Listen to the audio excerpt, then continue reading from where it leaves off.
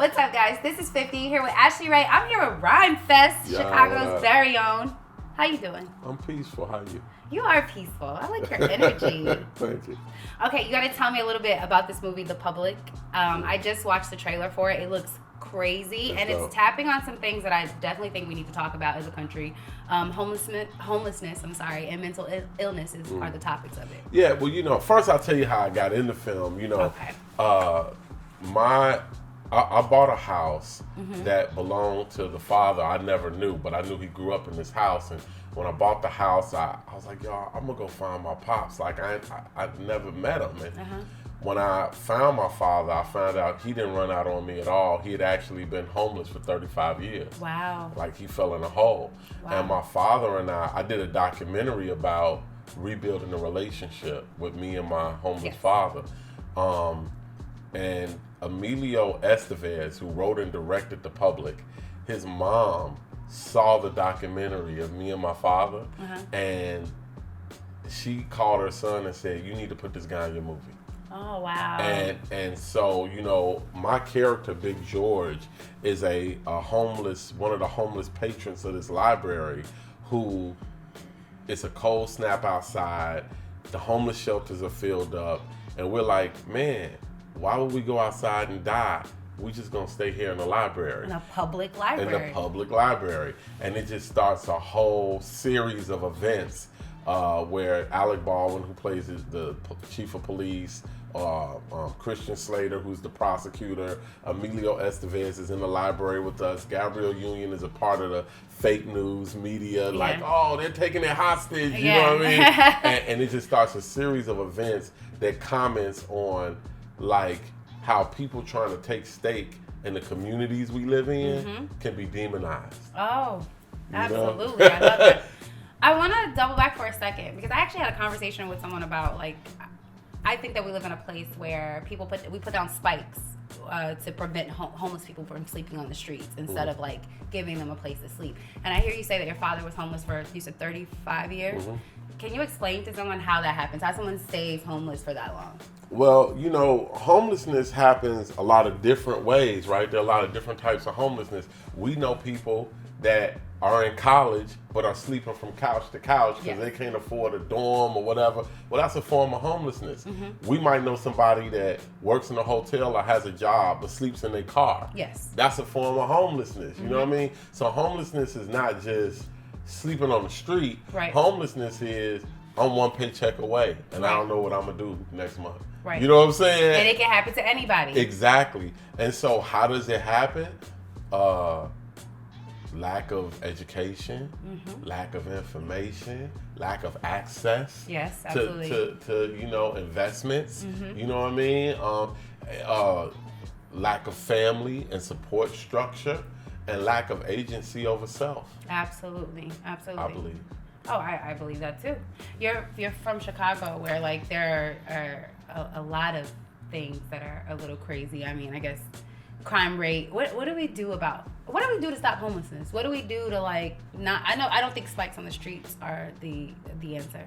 You know what? I'm gonna tell you something that's interesting. I went to Senegal, so I'm in Africa and Senegal, and one of my homies over there is like, yo, I just want to go to America, oh, the streets are paved with gold, and his dream is just to be here because his life would be better and change. And change. Right. We all think there's something that's going to change our lives other than us. Right. And so he's like, yo, if I was in America, and then I said, well, we got homelessness there and poverty, and he looked at me and said, homelessness, what is this? And I said, homelessness, bro, like people that don't have no place to stay. Yeah. And he said, no, I mean, we're poor here, but we have home. Everybody has a place to stay and something to eat. Right. How does this happen in America? Oh, wow.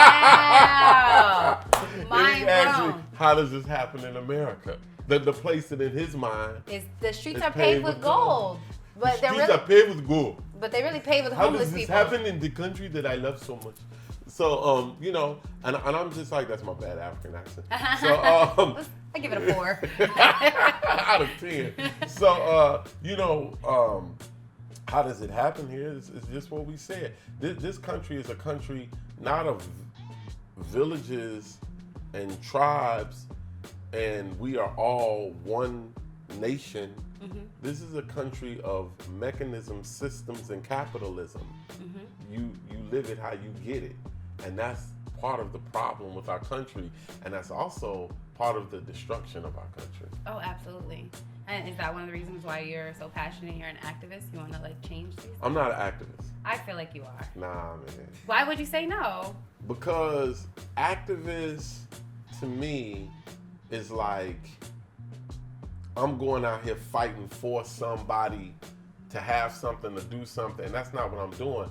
I'm trying to give people information to have agency over themselves. I feel like a lot of times activists want to be rappers.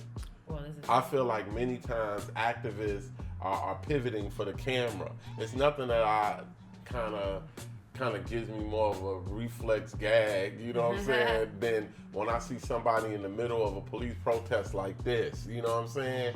And like, look at me here in danger or yelling at the police on the camera. Right. I'm an activist. I think we've commercialized revolution. Activism. Oh, this is true. And that ain't revolution. We hashtagged it. It was all downhill from there. Like you know what I'm saying? Activism to me is inauthentic. I think, you know, I'm more of a family guy. Okay. I'm a village guy. I'm a tribal man. I'm a brother. Do you think that we still need some of that hashtag activism though? Like in the world that we live in right now, where like people, if it didn't happen on Instagram, it didn't happen. You know what I mean? If you didn't post it, it didn't happen. I do think we have to use media and social media to the advantage of the messages that we're trying to produce. I just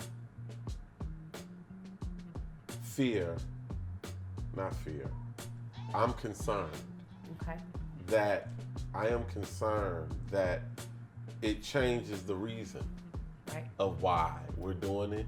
And when the reason is changed, so is the effectiveness of what we're trying to do. Oh, absolutely. If that makes sense. No, I get exactly what you mean. So we have to be careful as we are advocating for others to have agency over themselves, to let that be more by our example of how we conduct ourselves, and not look at me fighting for them.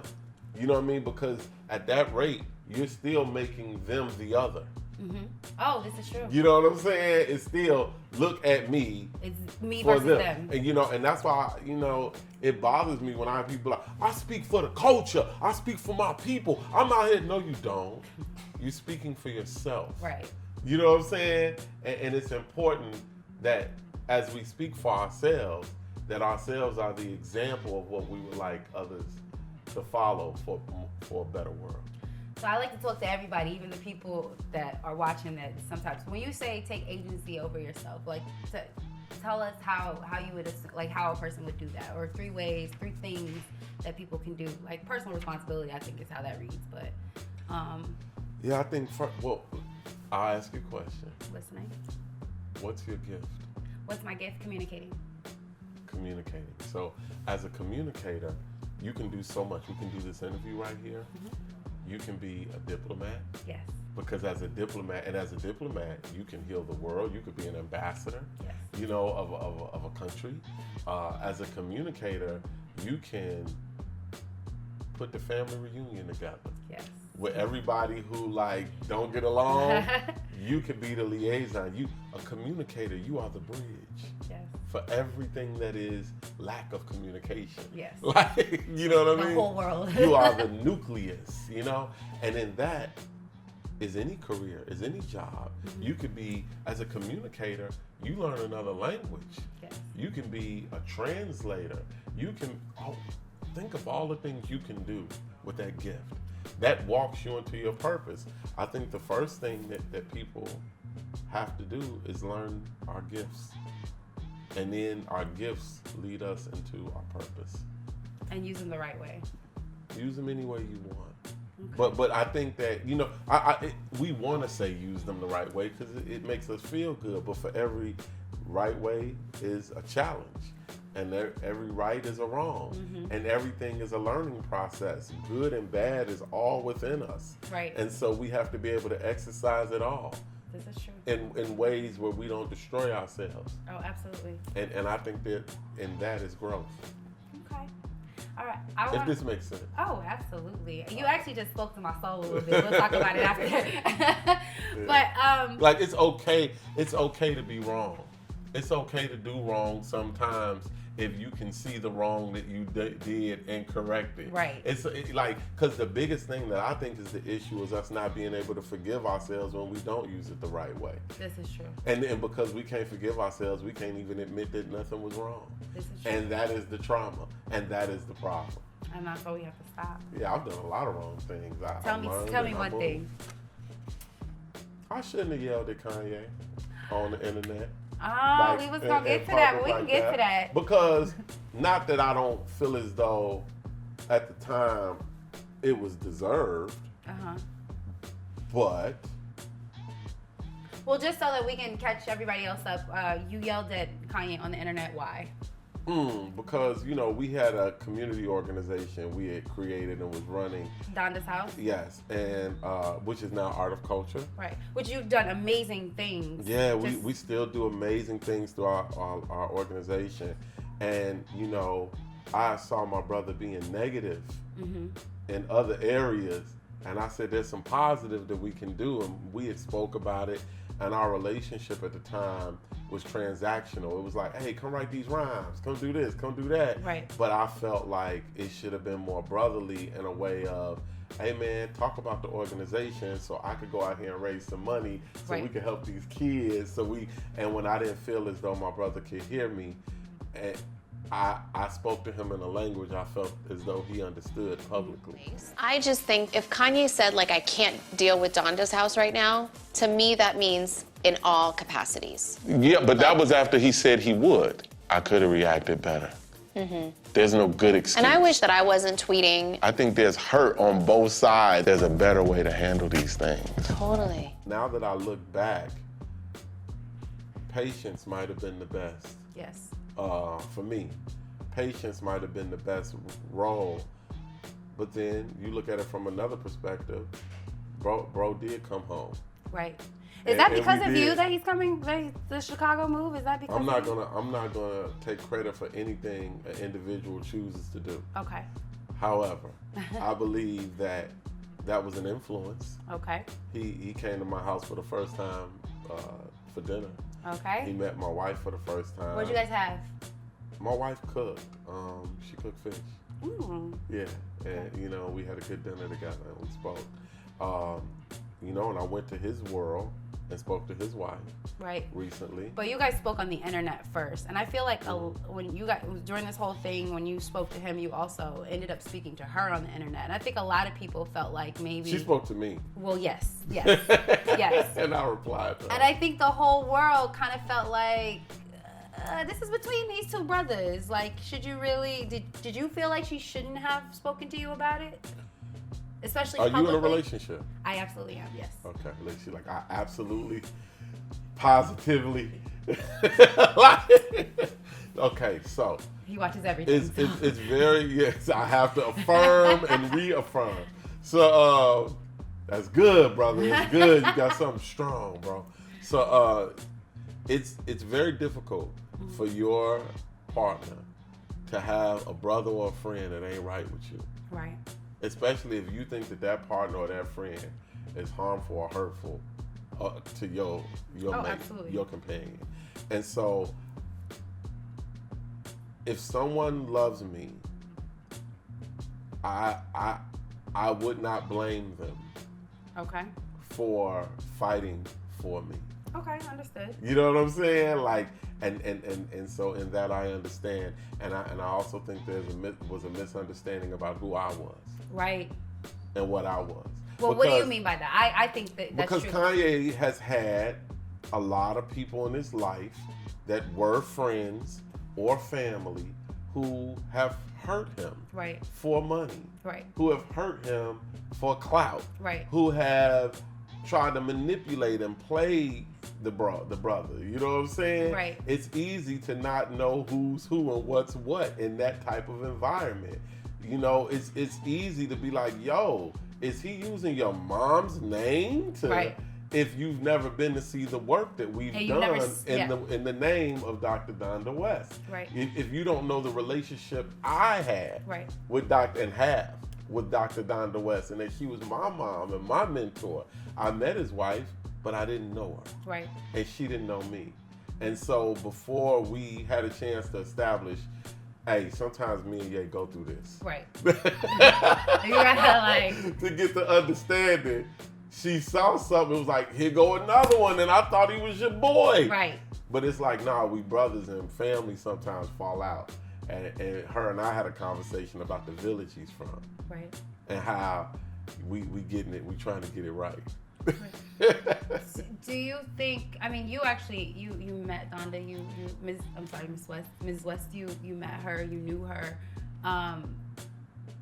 And I think that was the on the internet, everybody was saying that. People who knew that you knew her, that she was a mom to you, and that I guess his wife didn't have a relationship and didn't get a chance to really know her in that way, felt like she didn't have a right to say whatever she was saying just because of what your relationship was. No, but that's not true, because a lot of people were mentored by Dr. Donda West to act a plum fool. Okay. You know what I'm saying? Yeah. When it comes to fame. Right. So now let's enter fame and vanity and music and money. Yeah. Tens of millions of dollars inside of a person. Mm-hmm. And when we enter that into the picture, it don't matter who you knew. You know what I'm saying? Like, look, you're doing this dope ass show, you know what I'm saying, on This Is 50, and like, there are people who know you from way back that may try to take liberties because of the position that you're in right now. Yes. And they'll use the fact that, but I knew you when you was 12 and you know what I mean? But it's like, nah, I'm evolving. Right. And so, you know what I mean? I don't look at our past relationship as, I just look at, you know, as a reason for anybody to take a liberty with anybody. But it was what I was doing.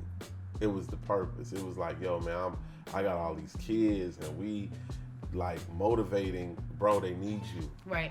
Like, they need your presence. I need your presence. Like, it's one thing when it's just me. Right. But we need your presence. We agreed on this. Let's do this. Right. And that's something that, but since then, Ye and I have been able to discuss. What's the status of the relationship right now? Beautiful, peaceful, brotherly. He's in a place of love and peace and spirituality. He's not even using his physical voice as much. He's using his godly voice, which is the gift. Music. The gift.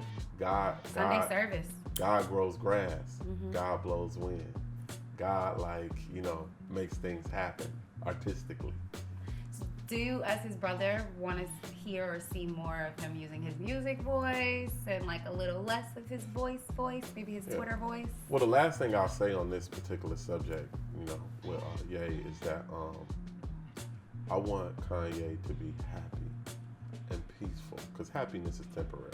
Yes. I would like Kanye to be peaceful, and if that means stepping away from art and music.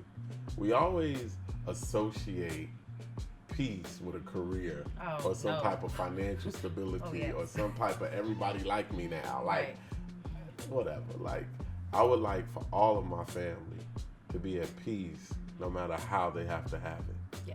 No matter who it upsets, makes happy, disappoints, whatever. I need you to have peace, because if you have peace, the village will be in peace. And it might be in Chicago, the peace. Well, you know, this is the thing. Chicago is the base of the village, but we're global citizens. Yes. So the type of power that emanates from some of the people I know can't be contained to a city. This is true. But sometimes you gotta come back home. I'm from Little Rock, Arkansas originally, and sometimes like, I'm in this big city and I'm around people who are like a little New York, and you know, the lights and the chains and all that. And sometimes I have to go back home. That's the recharge. You know, That's and I the have to recharge. I gotta get a little Put yourself on, reality sit on the check, battery and you know? recharge. I need to hug a fat woman. Like I need, I need some ham hocks made by my grandma with the big, arm. With the twice arm, So sometimes we have to go home for it. Yeah, I feel it. So that's what I mean, not just the whole world, but sometimes you have to go home. But speaking of Chicago, just for a second, I would like to know what you think about this whole Jussie Smollett thing. I think the Jussie Smollett thing is proof that we need, I'm going to go back to this message of village and community, right? Is that Jussie Smollett, his family had access to the district attorney, to levers of power, to he came and did a fundraiser for us, for Art of Culture, for our community organization. He's done things for community, and so when he got in trouble, he had enough resources and networks to get an attorney and to be able to contact people in power to help his situation. You and I figure out we have the same values. Anything happens to you, you call me. I'm gonna do what I can to help you in a situation. This is really the American system of justice. How connected are you? How do you have enough for a lawyer? We just had a police officer, Jason Van Dyke, shoot Laquan McDonald and got 3 years in prison. Anybody else would have got 25 to life. Right. Why did this officer get 3 years in prison? Because he was connected. And more than being like, is Jesse wrong or is Jesse right? I'm just like, you better get your networks, your family, your village together, because that's what's going to be your saving grace in this country of systems. Yeah, okay. I hear you. You know what I'm saying? I hear you. But what does that do? I mean, that still reads... I think that just says the system's broken, no? No. That's the way the system has always worked. It's just broken because black people ain't used to seeing ourselves. That we can't use it. We're not used to seeing ourselves pull levers of what American justice is. That's a lever of American justice. Like OJ, why did OJ get off? Why? Because he's OJ. Because he's a juice. He was the juice. And what did he have? Access, fame. To the Kardashians, who had some of the best lawyers, access to money, access to networks. Not only, but you know what's interesting about this? Not for OJ getting off pissed white people off. Just like Jussie Smollett using the system pissed white people off. You know why? They're not used to us having access. So what does that do for people who don't have access? For me, it should tell them you better get some family around you. You better stop being isolated and being individualist. Stop complaining about everything and get you a village going. And because you better group up, because the way this world is going, we just talked about Saudi Arabia. That is the Saudis. Yes. We just talked about the Emirates. That is the Emiratis. Yes. Like, that's the way it works. I went to Africa. And I asked the guy in Kenya, I said, do you think Africans are complicit in American slavery? And he looked at me and he said, hey, you sound like a white man. And I said, what? He said, only a colonist would come to a continent and see everybody as just a color. He said, who did it to your people? Was it the Mandingo, the Maasai, the Kikuyu, the Igbo? He said, bro, an Ethiopian is as different from a Somalian as an Irish is from an Italian. He said, the issue I have with African Americans is that you all are trying to come together on the basis of color.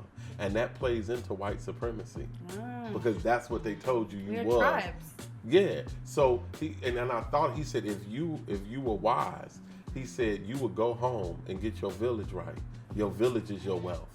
Wow. You know what I'm saying? And I thought about, there's nothing about me and Clarence Thomas that is the same. There's nothing about me and somebody from Jack and Jill that is the same. I am from a different tribe. And the problem we have is thinking black. You know what I'm saying? Like, black ain't what it is. Black is what they told you was. Like, at the end of the day, who are you? Where are you from? And I think that is not in a name. It's really, you know your tribe by the values. So should R. Kelly be find the same tribe as Jussie Smollett in Chicago? Because R. Kelly had a tribe. He did get off once, didn't he? he did once. He believed, Like, you know what I mean? And we allowed yeah, singing and everything. But you know what you can't do? You can't rape your own village. Oh, amen. You cannot abuse your own village. There has to be a penance. Mm-hmm. You know what I'm saying? R. Kelly really should have got his ass whooped long time ago by Chicagoans. Amen. But we covered up for our own sins, and we will suffer. So those who, in families, you know what I'm saying? You know, black families, we have people molesting nieces and molesting nephews, and we cover up and Everybody gonna get their ass whooped for that by the universe. Right. It's a chain reaction. And we can't complain when it happens. You know what I'm saying? Like, at the end of the day, you know, like, I'm not putting a curse on the brother, and I'm not asking for anything to happen to him, because he is obviously paying a price right now. But yeah, he had a village. That's why he got off. Got off the first time. Nipsey Hussle was taken away from us in broad daylight. What are your thoughts on, like, and people went through this whole conspiracy theory situation. With Dr. Sebi. Yeah, I mean, for a second too, I was like, it's a little plausible, you know, for I have a second, but it's not. It's us. He was killed by somebody who looks just like us. Is a problem that we have. What are your thoughts? What do we do? Where do we go? You know, look, man, this body that you have, that I have, is just a biosuit to survive in this atmosphere while we're here. I believe that souls are lined up waiting to get these things, and when it's done, you enter another room of consciousness. I don't think we're really sad that Nipsey is gone. I think people are more sad that we feel left. Oh, wow. and we're like, wait, somebody good left us here. Where's the good at now, right? And I truly believe that now we have to take the example of the good and continue it. Nipsey Hussle, I call him Prophet Hussle, you know, Prophet Nipsey, with the gospel of energy. Mm-hmm. And if you think about the gospel that he left, it's interesting because people aren't pivoting to music. They're pivoting to the kind of person. Mm-hmm. And that was the example. They're pivoting to work in the community. That was the example. And sometimes, bigger scheme things, we can't really follow the example as long as someone's doing it for us. So the universe removes the resistance of what me and you have to do.